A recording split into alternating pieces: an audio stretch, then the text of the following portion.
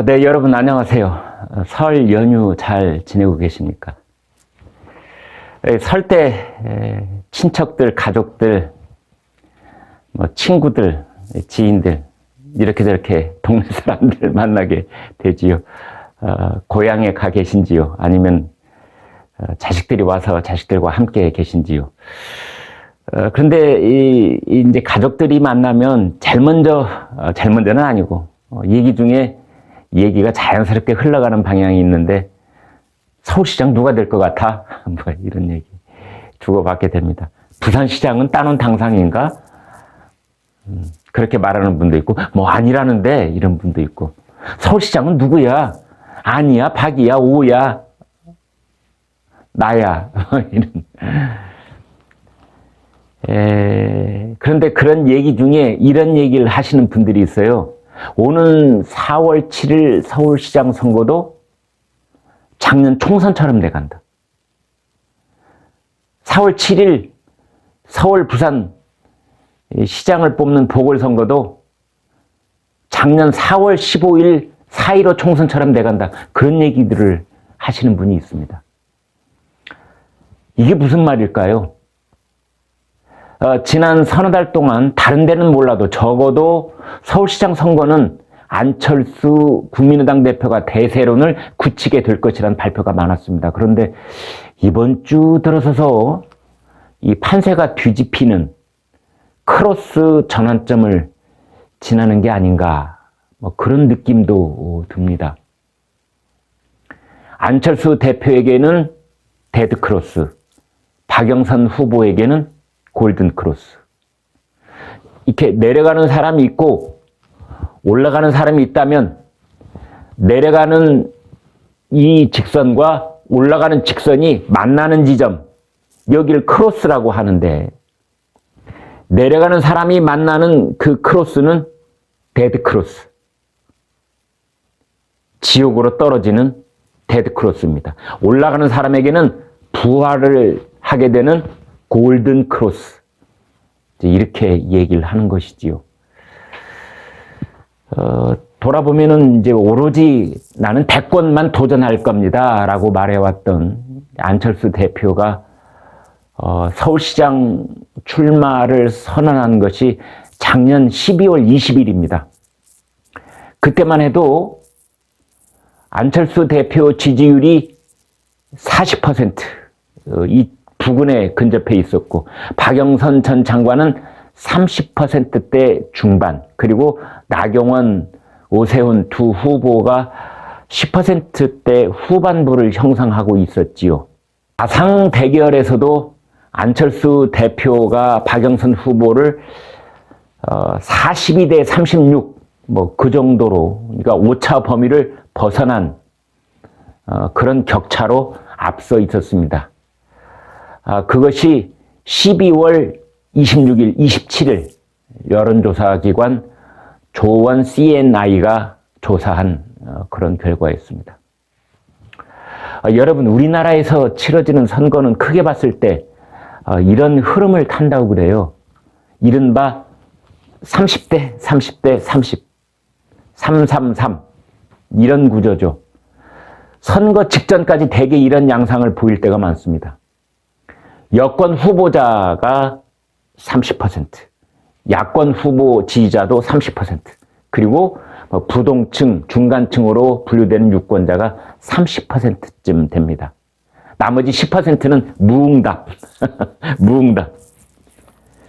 처음에는 한쪽으로 기울어진 이 운동장처럼 사뭇 앞서 나가는 후보가 있더라도 점차 시간이 흐르면 3대 3대 3, 이 비율로 근접해가는 양상을 보이는 것입니다. 좀 전에 말씀드린 안철수 대표가 이 서울시장 출마 선언을 한 지 이제 한 달하고 20일쯤 지났습니다. 50일쯤 지난 것이지요. 그 사이에 지금까지 무슨 일이 벌어졌을까요? 왜 제가 오늘 방송 제목을 박영선이 안철수를 눌렀다 이렇게 써놨을까요? 안철수 대표가 들으시면 화를 낼지도 모르겠습니다만, 왜 오는 4월 서울시장 선거도 작년 총선처럼 돼간다. 이렇게 야권 지지자들 들으시면 매우 속상할 것 같은 그런 말을 제가 꺼냈을까요? 자, 그런 말들은 제가 아니고 여론조사 전문가들이 하고 있는데요. 이 더도 말고 덜도 말고 최근 각각 별도로 치러진 여론조사 5개의 결과만 말씀드려 보겠습니다. 복잡하게 다른 후보들을 섞어서 말씀을 드리면 상황과 분위기를 파악하는데 방해를 받습니다. 시청자 여러분이 지지하는 후보 이름이 들어있지 않더라도 일단 조금만 참고 들어주시면 감사하겠습니다. 여권에서 1위 자리를 고수하고 있는 박영선 전 중기부 장관, 그리고 야권에서 1위를 지켜온 안철수 후보, 이 두 사람만 갖고 일단 얘기를 해보도록 하겠습니다. 조금만 참아주십시오. 이해를 돕기 위해서 시간 흐름에 따라서 말씀을 드리겠습니다. 지금부터 존칭도 일단 생략을 하겠습니다. 지금부터 열흘 전인 지난 1월 31일 주간조선은 설 합번호 특집을 내면서 매트릭스 리서치 여론조사 회사에 의뢰를 해서 여론조사를 실시를 했습니다. 가상 맞대결에서요, 박영선 대 안철수, 박영선 대 안철수 44대 47.6으로 안철수가 앞서 있었습니다. 오세훈, 나경원 두 사람은 가상 맞대결에서 박영선에게 뒤지는 것으로 나타났습니다. 이게 첫 번째입니다. 다음에는 주간조선 조사 바로 이튿날 실시된 결과인데요. 지난 2월 1일, 2일 시사저널이 조원 CNI에 의뢰해서 서울 시민에게 물었습니다. 박영선과 안철수가 가상 대결로 맞붙을 경우 어떻게 될까? 박영선 41, 안철수 36.8. 이렇게 박영선 후보가 이기는 것으로 나타났습니다. 그 조사에서도 박영선은 다른 야권 후보들과 맞붙어도 앞섰습니다. 이번에는 세 번째 여론조사. 그로부터 사흘 뒤인 지난 2월 4일에서 6일까지 한국일보가 한국 리서치에 의뢰를 해서 여론조사를 했습니다. 이번에는 가상 맞대결은 하지 않고요, 일렬로 쭉 세워서 그냥 후보 적합도만 물었습니다. 그 결과 박영선 25.8, 안철수 19.5 이렇게 나왔습니다. 제가 지금까지 열흘 전과 지난주에 있었던 여론조사 3개를 말씀을 드렸습니다. 여러분은 어떤 흐름을 읽으셨습니까? 박영선 입장에서 본다면 44대 47로 뒤지고 있다가 46대 36, 25대 19 뭐 이런 식으로 뒤집기에 성공하고 있다는 느낌 아닐까요? 앞서 말씀드린 골든 크로스를 지나고 있다는 생각도 들 것입니다. 지금까지 세 번째 여론조사를 말씀드렸는데 이제 거의 같은 시기에 있었던 네 번째 여론조사 결과를 말씀드리겠습니다. 지난 2월 5일, 6일 문화일보가 엠브레인에 의뢰를 해서 서울 시민들에게 물었습니다. 가상 맞대결에서 안철수가 박영선을 46.6대 37.7로 앞서는 것으로 이번에는 나타났습니다. 다시 역전한 것이지요. 그러나 후보들을 일렬로 세우듯 해서 단순 후보 적합도를 물었을 때는 박영선 22.1, 안철수 20.2 이렇게 박영선이 다소 앞서는 것으로 나타났습니다.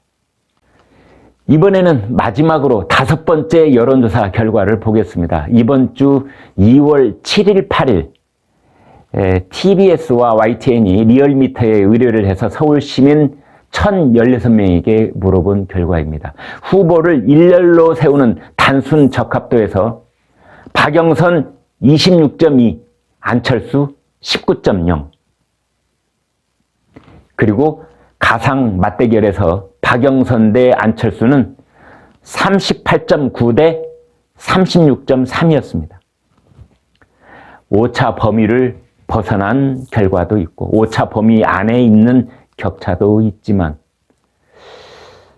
어쨌든 어떤 경우로 붙어도 민주당의 박영선 후보가 국민의당 안철수 후보를 눌러 이기는 쪽으로 흐름을 타고 있다는 것은 분명해 보입니다. 왜 이런 일이 벌어졌을까요? 왜 안철수 대세론에서 오차 범위 이내긴 하지만 박영선 쪽으로 흐름이 역전되고 있는 그런 징조를 보이는 그런 현상이 벌어지고 있는 것일까요? 그렇습니다. 서울 시민의 관심이 이미 다른 곳으로 옮아가 있기 때문입니다. 지난 2월 4일에서 6일까지 한국일보 조사에서 서울 시민들에게 이번 선거와 관련해서 가장 관심이 가는 이슈가 무엇인지 물었습니다. 압도적인 답변, 즉 49.7%가 부동산 주거정책이라고 대답을 했습니다. 다른 것은 거의 관심도 없습니다. 일자리 정책, 복지 정책, 코로나 대응 이런 거는 겨우 10% 관심도에서 턱걸이를 하고 있었습니다. 박원순 전 서울시장에서 비롯된 권력형 성폭행 대응 그 이슈요. 관심도가 겨우 4.7%밖에 되지 않았습니다. 아직도 야당이 이번 선거를 성추행 응징 차원에서 이길 수 있다고 낙관하면 큰 오해입니다. 서울 시민들의 관심은 당면한 과제, 그리고 본인들의 현실적인 이익과 관련된 이슈, 발등에 떨어진 이슈, 그곳에 훨씬 더 많은 관심을 보이고 있습니다. 지난 2월 5일, 6일 엠브레인 조사에서도 서울 시민 관심은 압도적인 1위가 후보들의 부동산 정책 공약 41.2%였고 또 엊그제 7일, 8일 리얼미터 조사에서도 후보들에게 바라는 지역 현안으로 압도적인 1위가 부동산 시장 안정 그 40%의 답변이었습니다. 다소 거칠게 말씀을 드린다면 서울 시민들께는 죄송한 말씀이지만 지금 서울 유권자들의 머릿속을 지배하고 있는 생각은 복지고 일자리고 성추행 응징이고 뒷전이고 당장은 아파트 문제를 어떻게 해달라는 그것이었습니다. 선거 승부에서 중요한 지표 중에 하나가 대통령 지지율입니다. 여론조사와 선거 전문가들은 이렇게 말합니다.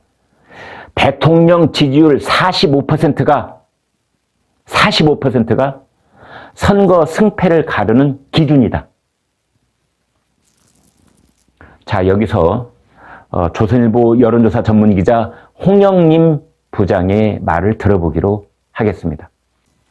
무응답자 10%가량을 고려하면 국정 긍정평가가 45%를 넘어야 부정평가보다 높아지기 때문이다. 2000년 이후 실시된 6번의 서울시장 선거에서 대통령 지지율이 45%보다 높았던 2번은 여당이 이겼다. 하지만 그렇지 않았던 4번은 정권 심판론에 힘이 실리면서 여당이 패했다. 그렇습니다. 문재인 대통령 지지율이 45%를 넘으면 여당 승리, 45%를 밑돌면 야당 승리라는 것입니다. 최근 조사에서 문 대통령 지지율은 45% 안팎입니다. 한 달 사이에 RN서치 조사는 문 대통령 지지율이 36%에서 44%로 올라섰고, 엠브레인, 코리아 리서치, 케이스탯, 한국 리서치 이렇게 4개 회사 공동 조사에서는 41%에서 46%로 문 대통령 지지율이 올랐습니다. 왜 그럴까요? 왜 그런 현상이 벌어지고 있을까요? 그동안 여권의 악재였던 추미애, 윤석열 두 사람 갈등이 일단 뉴스에서 사라졌습니다.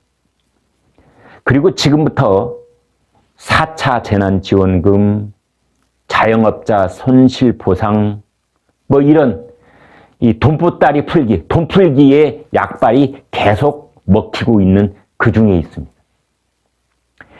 홍영님 여론조사 전문기자는 이렇게 말하고 있습니다. 작년 4월 총선 때에도 갤럽 조사에서 연초에 41%였던 문 대통령 지지율이 재난지원금과 이른바 K방역 홍보 효과 등으로 총선 직전 57%로 상승했다. 그 결과는 여당의 압승이었다. 네. 그래서 작년 4월 15일 4.15 총선이 끝난 뒤에 여당이 압승한 그 결과에 대해서 다들 그랬지요. 뭐 물론 일부 부정선거 시비가 계속 이어졌지만 큰 틀에서 본다면 결국 코로나 그리고 돈, 이 두 가지가 여당의 압승 요인이었다. 이제 정치권에서는 그렇게들 얘기를 했죠. 자, 앞으로 서울시장 선거 딱 2달 남았습니다. 2달이 채 못 남았죠. 홍영님 기자의 칼럼 제목이 야당 단일화한다고 이길까?